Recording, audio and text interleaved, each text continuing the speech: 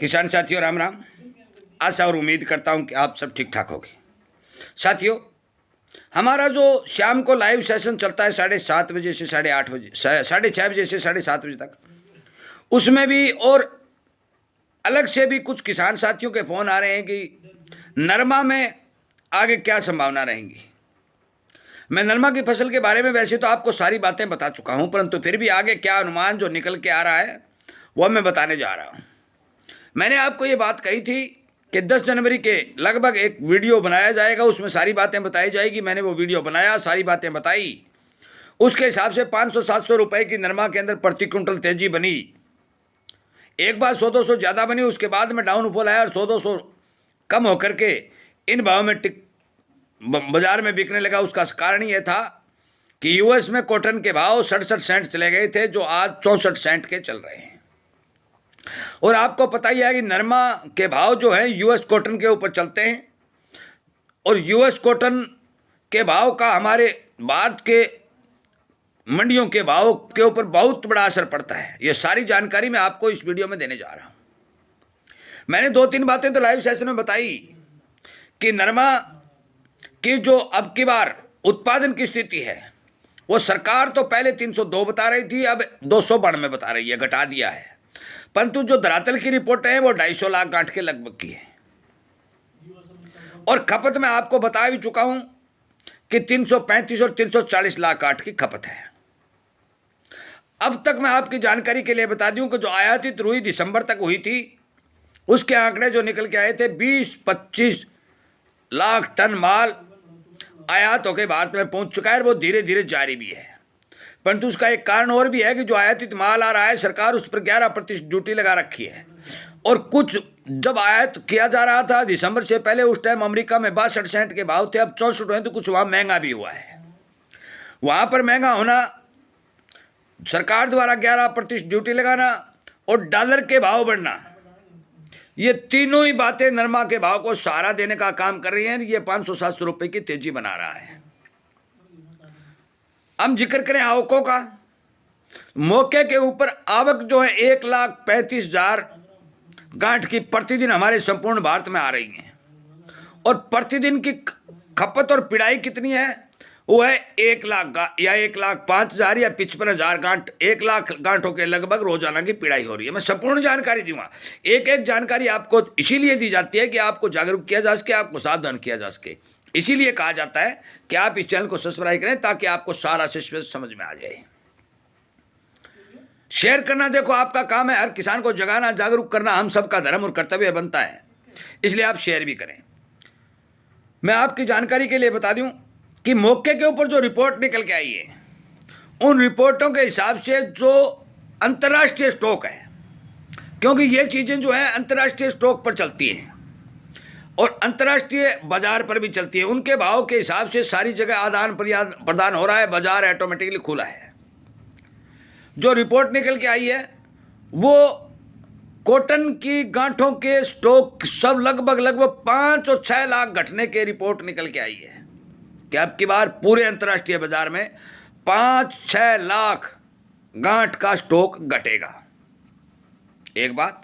दूसरी बात ये आई है कि यूएस मार्केट ने जो जनवरी में आंकड़े जारी किए हैं, उनके हिसाब से यूएस का उत्पादन भी 2% घटेगा। साथियों, 2% कोई छोटा आंकड़ा नहीं होता। हम तो कोई समझ रहे हैं कि 2 घटेगा, 2% के अंदर बहुत भारी मात्रा में माल की गणना होती है। बात रही अंतर्राष्ट्रीय स्तर पर पैदावार की, एक चीन को छोड़ के तमाम विश्व के देशों में, चाहे वो भारत है चाहे अमेरिका है, जो भी है, हर जगह कॉटन का उत्पादन घटने के समाचार मिल रहे हैं। और किसी भी देश के अंदर बम्पर निर्यात करने की क्षमता नहीं है। भाव कितने बनेंगे वो अलग बात है। मौके के ऊपर मैं आपकी जानकारी के लिए बता दूं कि जो रुझान निकल के आ रहे हैं वो ये दिखा रहे हैं कि सीसीआई जो सरकार खरीद करती है, अब तक सरकार ने लगभग 80 लाख गांठों का स्टॉक कर रखा है, और पिछले महीने लगभग 65 और 70,000 गांठ सरकार ने बेची भी है। आपकी जानकारी के लिए बता दूं कि हमारे देश की 65 और 60% मील जो शिलिंग मिल हैं, जो धागा बनाने वाली मिल है, वो सीसीआई के साथ जुड़ी हुई है, सरकारी सिस्टम के साथ जुड़ी हुई है, क्योंकि वहां उन्हें मंदा माल मिलता है, ये घटाकर भी बेच देते हैं। सरकार खरीद कर भी रही है, सेल कर भी रही है, और जिस कारण से जितने भी हमारे ये शिलिंग मिलर हैं उनको संपूर्ण रूप से जरूरत के हिसाब से माल मिल रहा है। अंतर्राष्ट्रीय बाजारों में उथला पथली होने के कारण कोई भी मिलर, मेरी बात भी हुई है, कोई भी मिलर रिस्क लेना नहीं चाहता, वो अपना स्टॉक नहीं बढ़ाना चाहता। उसको ये बात का पता है कि जो ही अमेरिका ये लगा रहा है, ड्यूटी लगा रहा है, टैरिफ लगाने की बात कर रहा है, और अमेरिका के साथ भारत का लगभग 30 और 35% टेक्सटाइल का उद्योग जुड़ा हुआ है। यदि ये टैरिफ बढ़ा देगा तो टेक्सटाइल प्रभावित होगा और उसकी जो बिक्री कम हो जाएगी। इस डर से वो क्या कर रहा है कि फूंक फूंक के पैर रख रहा है, जरूरत के हिसाब से माल खरीद रहा है, जो सीसीआई उसे पूछ कर रही है। कुछ बाजार से माल ले रहा है, बाजार में भी अब तक मौके पर जो सीजनली देखा जाए तो 2,21,000 जो गांठें आ रही थी, घटती घटती 1,32 पर आ पहुंची है। इसका असर धीरे धीरे देखने को मिलेगा, क्योंकि आवकें घटेंगी, सीसीआई को ज़्यादा माल बेचना पड़ेगा, शिलिंग मिल वालों को ज़्यादा जरूरत पड़ेगी। मौका पर 1,32,000 आ रही है, तो 32 और 35,000 गांठ और आ रही हैं, स्टॉक में जा रही है। अब मैं बात करूं कि इस बात पर हम विचार करें कि यदि अमेरिका टैरिफ लगाएगा और विदेशों के अंदर कितना माल हमारा टेक्सटाइल का जाने की संभावना। अभी तक हमारे जितने भी टेक्सटाइल उद्योग वाले हैं वो नई जगह खोजने की कोशिश कर रहे हैं, नई जगह हम अपना व्यापार बढ़ाने की कोशिश कर रहे हैं, परंतु बहुत कम स्तर पर उन्हें अभी मौके पर कामयाबी मिली है, क्योंकि नई जगह बनाना, नई जगह के साथ व्यापार करना थोड़ा कठिन होता है। मैं आपकी जानकारी के लिए बता दूं, अभी अमेरिका में माल जा रहा है, ये नहीं है भी नहीं जा रहा है, झूठी बात करने से कोई फायदा नहीं है, गुमराह करने वाले अलग बात है, जा रहा है। अब तक कोई भारी भरकम टैरिफ ही नहीं लगा है, परंतु हमारे टेक्सटाइल उद्योगों वालों को और अमेरिका वालों को दोनों को चिंता बन रही है, जिसके कारण वो अपनी खरीदी नहीं बढ़ा रहे हैं। इसी तरह टेक्सटाइल उद्योग भी अपनी खरीदी नहीं बढ़ा रहा है, मतलब आगे का स्टॉक का माल कोई रखना नहीं चाहता, जिसके कारण भाव शिथिल बने हुए हैं। यदि यूएस मार्केट में तेजी आ जाती है, ये टैरिफ वाला लफड़ा जो ट्रंप ने कल बयान दिया है, यदि उसके हिसाब से सुलझ जाता है, टेक्सटाइल उद्योग अपनी खरीदी बढ़ा देता है, शिलिंग मिलें अपनी खरीदी बढ़ा देती हैं। यदि ये सारा सिस्टम चालू हो जाता है तो अमेरिका में उत्पादन का घटना, अंतर्राष्ट्रीय बाजार में स्टॉक का घटना और अंतर्राष्ट्रीय बाजार में डिमांड का बढ़ना, भारी भरकम देशों में भी उत्पादन का घटना, जिस तरह मैं भारत की भी बता रहा हूँ, भी सरकार ने एक आंकड़ा पेश किया है, भी 295 लाख हो जाएगी, पहले 302 लाख गांठ बता रहे थे। अब मैं आपको धरातल की सच्चाई बता रहा हूँ कि 250 लाख गांठ से प्लस उत्पादन नहीं होगा। अभी 80 लाख गांठ खरीद चुकी है, कुछ प्राइवेट प्लेयर जो स्टॉकी हैं वो भी खरीद चुके हैं। ज़्यादा माल किसान के पास बिक्री के तौर पर बाजार में नहीं बचा है। पूरे देश में आमदनियाँ घटेंगी यदि सारी घटनाएं सही पॉजिटिव रूप में सामने आती हैं, तो फिर निरमा के भाव को अच्छा सहारा मिलने की उम्मीद बनती है।